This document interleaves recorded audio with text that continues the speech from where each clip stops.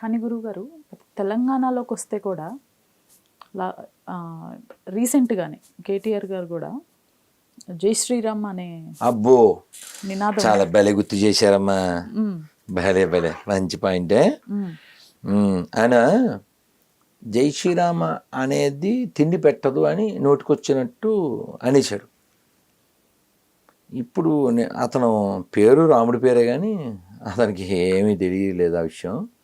రాముణ్ణి అవమానించాడు అనేటువంటి ఒక వ్యక్తి, అతని పేరు మునావర్ ఫారూక్ అని ఎవరో, అతను చాలా నీచంగా హేయంగా మాట్లాడాడు. అతను ఇక్కడ ఏదో షో చేయడానికి వస్తే కొందరు మన వాళ్ళు అబ్జెక్ట్ చేశారు. అబ్జెక్ట్ చేస్తే you should see show as show అని ఇతను షో చేశాడు. మరి ఎవరైనా వాళ్ళ మత గ్రంథాన్నో లేకపోతే వాళ్ళ దేవుణ్ణో వాళ్ళ గురువునో అలా కామెడీ చేస్తే ఈ డైలాగ్ వేస్తాడంటారా? అంటే మనకి ఇప్పుడు ఇతను ఎలా అనేసాడు, జై శ్రీరామ్ అంటే అన్నం దొరకదని. పోనీ అల్లాహ్ అక్బర్ అంటే అన్నం దొరకదు, లేదా ప్రైజ్ ద లార్డ్ అంటే అన్నం దొరకదు అయ్యా అని హోల్సేల్గా అనగలడా? పోనీ వీళ్ళ లక్ష్యం ఏమిటి? వీళ్ళ లక్ష్యం ఏమిటి? ధర్మాన్ని నాశనం చేయడం. ఇప్పుడు జై శ్రీరామ్ అని ప్రపంచంలో జై శ్రీరామ్ అనే పదంతో కొత్త దేశాలు ఏం పుట్టలే. జై శ్రీరామ్ అని అనడం ద్వారా ఎవరైనా అన్నాన్ని పొందేరు తప్ప నష్టాన్ని పొందలేదే. జై శ్రీరామ్ నినాదంతో దేశాలు ఏం విడిపోలేదే. కానీ ఏ నినాదంతో కొత్త దేశాలు పుట్టినాయో మనకు తెలుసు, ఏ నినాదంతో పాత బస్తీలు పుట్టినాయో మనకు తెలుసు. మొన్న ఏదో వేరే ఛానల్లో ఇంటర్వ్యూలో మీరు పరమత దేశాన్ని కలిగి ఉన్నారని అనుకోవచ్చా అని ఏదో ఏదో కొంచెం అతి తెలివిగా అడిగాడు ఒక అతను. అడిగితే నేను చెప్పాను, నాకు అలాంటిది ఏం లేదు నాన్న, ఏది అధర్మమో దాన్ని వ్యతిరేకిస్తున్నాను నేనంతే. నాకైతే అన్ని ప్రాంతాలు అందరూ సమానం, అందరూ మనవాళ్ళే, అందరూ సమానమని నువ్వు అంటున్నావు కాబట్టి మనం పాత బస్తీలో పొద్దున్నే 5ంటికి భజనకి వెళ్దాం నాగ సంకీర్తన కన్నా అంటే వాళ్ళు అన్నాడు. మరి నువ్వే చెప్పావు రోజుకి 5 సార్లు మేము వింటున్నాంగా, మాకు సంబంధం లేకపోయినా మేము వింటున్నాంగా, మరి ఒకసారి భజన వాళ్ళు కూడా వినొచ్చుగా అంటే అతని దగ్గర ఆన్సర్ లేదు. కాబట్టి మార్పు ఎక్కడ రావాలంటే ఈ సెక్యులర్ మైండ్స్లోంచి రావాలి. ఇతను జై శ్రీరామ్ నినాదం టాపిక్ అతనికి ఏం సంబంధం అండి? ఆ టాపిక్ తెచ్చి అతను 10 ఏళ్ళు వాళ్ళు అధికారం ఉంది, ఎప్పుడైనా ఆ రాముడి పేరు పెట్టుకుని రాముడి వారి దగ్గరికి వెళ్ళారా? భద్రాచలం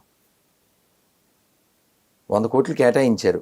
అదే కేటీఆర్ గారు మేము కూడా యాదాద్రి కట్టించాము. మేం కట్టించడం ఏంటి? అలాంటి వాగుడు ఆగకూడదు. ఇప్పుడు ఈ చైరు ఎప్పటిదాకా నాది చెప్పమ్మా? ఈ చైర్ మీద నాకు ఎప్పటిదాకా అధికారం ఉంది? మీతో ఇంటర్వ్యూ చేసే వరకు, మీరు నాతో మాట్లాడి నేను మీకు సమాధానం చెప్పే వరకు ఈ చైర్కి నాకు సంబంధం. అలాగే సీఎం అయినా పిఎం అయినా ఇది ఒక బాధ్యత. ఇప్పుడు వాళ్ళ ఇంట్లో డబ్బులు అయితే కాదు కదా, హిందువులు హుండీలో వేసిన డబ్బులతో కట్టాడు. మీకు సీఏ అంటారు తెలుసుగా, తెలుసు, చార్టెడ్ అకౌంట్ పెట్టుకుంటారు కదా పెద్ద పెద్ద కంపెనీల వాళ్ళు. ఎందుకు పెట్టుకుంటారు? ఆ లెక్కలు అవి చూడడం పెద్ద పని కాబట్టి, బాబు నువ్వు చూడు సంవత్సరానికి ఎంత డబ్బులు ఇస్తారు షాపులో వాళ్ళు, అంతే కదా, అంతేనా? అవును. సేమ్ సీఏ ఎలాగో సీఎం కూడా, సీఏ ఎలాగో పిఎం కూడా. ఇంకా బాగా చెప్పాలంటే పెద్ద పాలేరు, గ్రామానికి పాలేరు సర్పంచి, నియోజకవర్గానికి పాలేరు ఎమ్మెల్యే, రాష్ట్రానికి పాలేరు సీఎం, దేశానికి పాలేరు పిఎం. పోని వాళ్ళ భాషలోనే for the people, by the people, of the people. మేము కట్టించామనే పదం అసలు ఎక్కడైనా అప్లికబుల్ అవుతుందా? మా హయాంలో జరిగిన మంచి పని అంతవరకే. మేం కట్టించామనే పదం వాడకూడదు, ఎవరు వాడకూడదు, ఎవరు వాడకూడదు. అయోధ్య రామ మందిరం అయినా సరే, ఇక్కడ యాదాద్రి అయినా, అది మా హయాంలో జరిగింది, మంచిదే. అది మా డబ్బులు అన్నట్టు మాట్లాడకూడదుగా. అది ఎవరు కదా, ప్రజలదే, హిందువులది. అది కాక ఆయన స్టేట్మెంట్ ఇచ్చాడు, ఏంటిది, యాదాద్రి గుడి 1200 కోట్లు పెట్టాం. అది 1200 కోట్లు ఎక్కడ ఒకసారి అడగండి.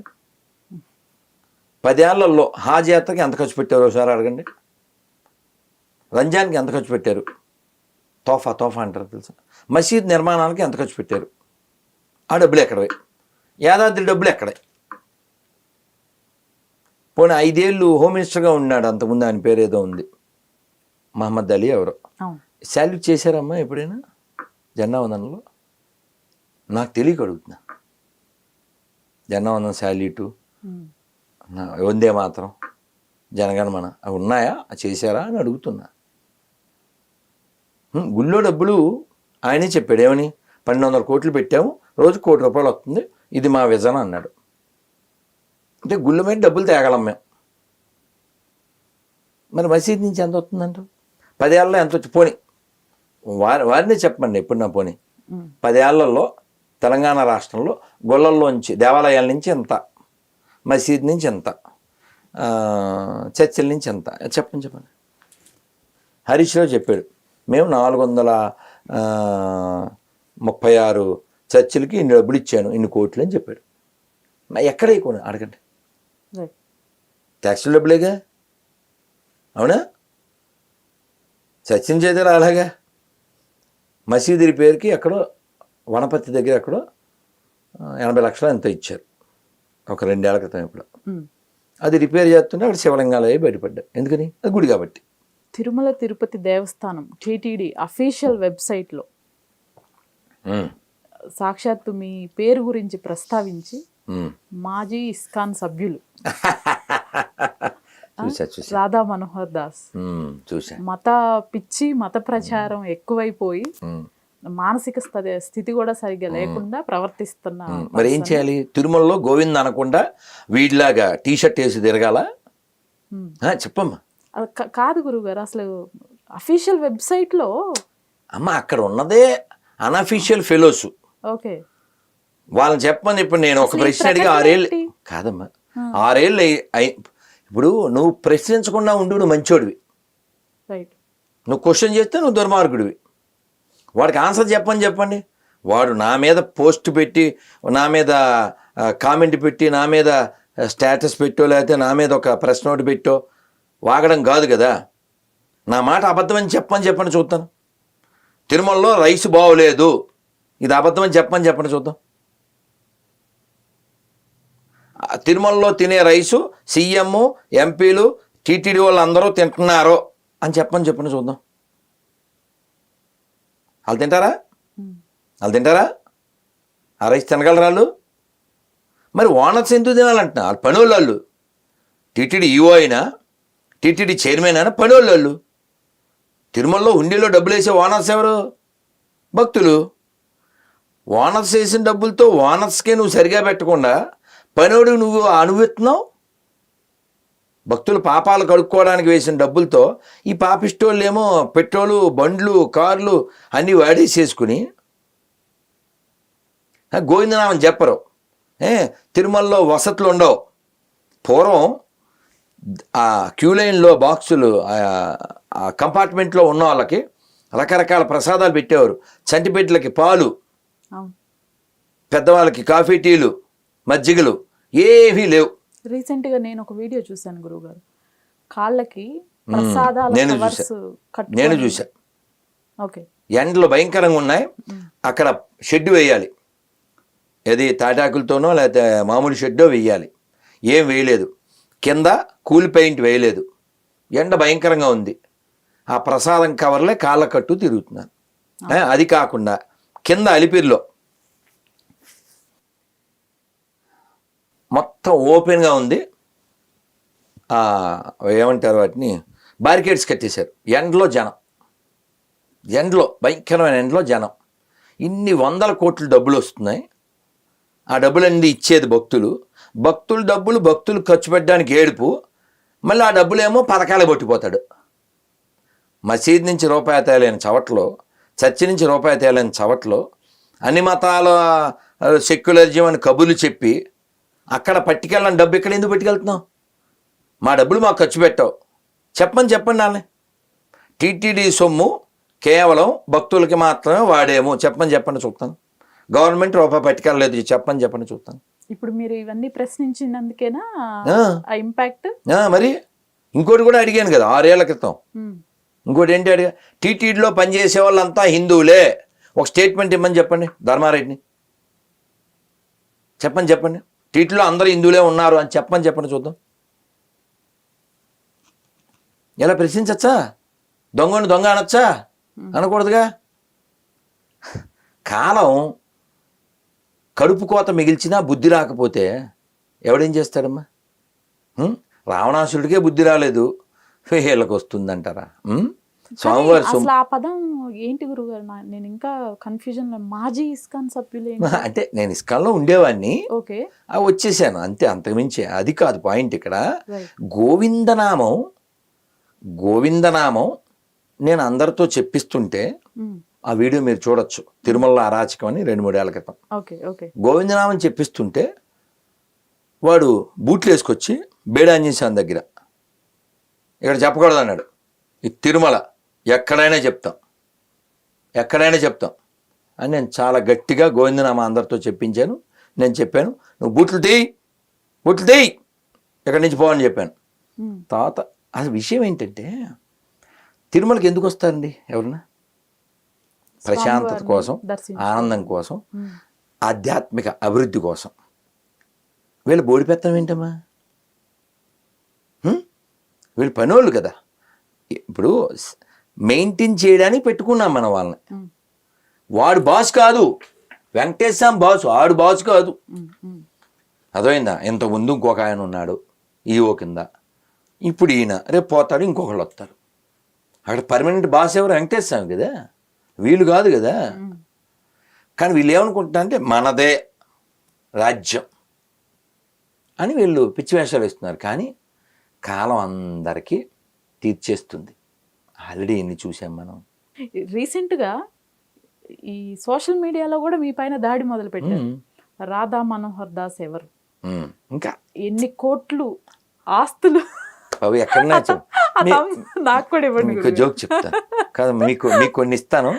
కానీ అసలు ఇప్పుడు కాదమ్మా, 2-3 ఏళ్ల క్రితం, 2-3 ఏళ్ళు అవుద్ది. వీడికి తిరుపతిలో 5 ఎకరాలు ఉంది, అది కొట్టేద్దామని వీళ్ళు ఇలా బెదిరిస్తున్నారని ఎవరెవరో చెప్పారు. అంటే బాబు ఎక్కడుందో చెప్పండి, నాకు కూడా తెలియదు, మీరు ఎంత కావాలితే అంత తీసుకుని నాకు కూడా కొంచెం ఉండే, మరి అది కొంపలో ఉంటున్నాను అని ఇంకా ఆ జోకు నవ్వుకున్నాను. అంటే వీళ్ళ ఊహలో ఎందుకంటే నేను ఆ ప్రపంచాన్ని పెంచుకోవాలనుకోవట్లేదు. ఇప్పుడు నేను ఎవరో దింపారా, ఇప్పుడు మళ్ళీ మీరు దింపుతారు అంతే. కారు ఇలాంటి ఆశలు ఆలోచనలు ఏమి లేవు నాకు. ప్రపంచం చాలా సింపుల్గా ఉండాలి తప్ప అలా పెంచుకుని మనశ్శాంతిని కోల్పోయి ఏదమ్మా ఏది నీది, కనీసం అసలు సొంత ఇల్లు కూడా లేదా? ఎందుకు ఉండాలి చెప్పు? ఇదే సొంతం కాదుగా, మీది వదిలేసేయండి. పూర్వం నుంచి వాళ్ళకు ఉంటుంది, ఆ ఇంట్లో వాళ్ళకు ఉంటుంది, నాకు సంబంధం ఉంది, నేను వదిలేసానుగా. ఈ ఒళ్ళు మాత్రం వాళ్ళదే, ఆ ఇల్లు నాది కాదు, వాళ్ళకి సంబంధించింది. కాబట్టి మనం ఇప్పుడు ఈ శరీరం నిలబడడానికి ఓ పూట తినాలి, ఈ శరీరం నిలబడడానికి ఏదో ఒక గూడు ఉండాలి తప్ప దీనికోసం ఏదేదో చేసేసి నాకు ఎవరెవరో అక్కడక్కడ ఆశ్రమం కడదాం, లేకపోతే ఆ కొండ మీద కడదాం శ్రీకాకుళంలో, లేకపోతే ఇంకో చోట ఏదో అడిగారు. ఏమొద్దు నేను మీకు దాన్నం. ఇప్పుడు మనం ఏదైనా వస్తువో స్థలమో తీసుకోవడం పెద్ద విషయం కాదు. తర్వాత దీపం పెట్టాలా, దాన్ని మెయింటైన్ చేయాలా. మేము ఉన్న చోటే నేను ఉన్నప్పుడు దీపం పెడతాం, నేను లేనప్పుడు తెర వేసి ఉంటుంది. కాబట్టి మనం ఏమంటారు మొయ్యలేని బరువులు పెట్టుకోదలుచుకోలేదు. ఇప్పుడు అయినా పోని వాళ్ళు పెట్టుకుని ఏమన్నా, ఇప్పుడు ఒక ఆయనకి 1,00,000 కోట్ల ఆస్తి, ఒక ఆయనకి 30,000 కోట్ల ఆస్తి, ఏదో ఆస్తులు చెప్తారు కదా. రాజుగారి కథ గుర్తుందా మీకు చిన్నప్పుడు? మంత్రిని అడిగాడు, ఓ మనిషికి అసలు ఎంత స్థలం కావాల్సి వస్తుంది అని అడిగాడు. రేపు టముకేద్దాను అన్నాడు. టముకేసాడు. టముకేసి సూర్యాస్తమైన లోపల ఎవడు ఎంత పరిగెడితే ఆ స్థలం అంతా ఆడిదే అన్నారు. అలా కొంతమంది ఔత్సాహికులు వచ్చారు, కొంతమంది పరిగెట్టి డ్రాప్అవుట్ అయిపోయారు. ఒకడు మాత్రం భోజనం టవల్లో కట్టి తెచ్చుకున్నాడు. వాడు వాటర్ బాటిల్ తెచ్చుకున్నాడు, నడిచాడు. అమౌంట్ అడిగితే తక్కువ పొలం వస్తుంది. పరిగెట్టాడు. ఈ భోజనం బరువుగా ఉంది, పడేశాడు. కాసేపటికి వాటర్ బాటిల్ బరువు పడేశాడు. పరిగెత్తాడు. ఇంచుమించు మధ్యాహ్నం 3:30, 4 అయిపోయింది. పొద్దున సూర్యోదయంతో మొదలు పెడితే. కానీ డెడ్ లైన్ ఏంటి, నువ్వు ఎక్కడ మొదలెట్టావు అక్కడికి వచ్చేయాలి, అప్పుడు ఆ స్థలం అంతా నీదే అన్నారు. వాడు డెడ్ లైన్ పెట్టుకున్నది కొన్ని 100 ఎకరాలకి ఎక్కడో ఒక కర్రపాతాడు. రిటర్న్ రావాలిగా. నువ్వు 10 గంటలు పరిగెట్టిన పరుగు వితౌట్ ఫుడ్ వితౌట్ వాటర్ 2 గంటల్లో కవర్ చేస్తావా? అబ్బో స్థలం అంతా పోద్ది అని పరిగెట్టి చివరికి ఎక్కడ స్టార్ట్ అయ్యాడో అక్కడికి వచ్చాడు. టాప్న పడ్డాడు, ఇంకా లేవలే. అప్పుడు మంత్రి గారు రాజుగారికి చెప్పారు, సార్ మనిషికి 6 అడుగులు కావాలి. మనిషికి ఎంత కావాలి? 6 అడుగులు కావాలి. అందుకని మనకు ఒక తత్వంలో పాట కూడా ఉంది, ఇల్లంటావు ఉల్లాసపడతావు, ఇల్లెక్కడున్నదే చిలక, అల్లంత దూరాన వల్ల కాటిలోన నీ ఇల్లు ఉన్నదే చిలుక, మున్నాళ్ళ ముచ్చటకు మురిసేవు భ్రమసేవు, ముందుగతి కానవే చిలుక.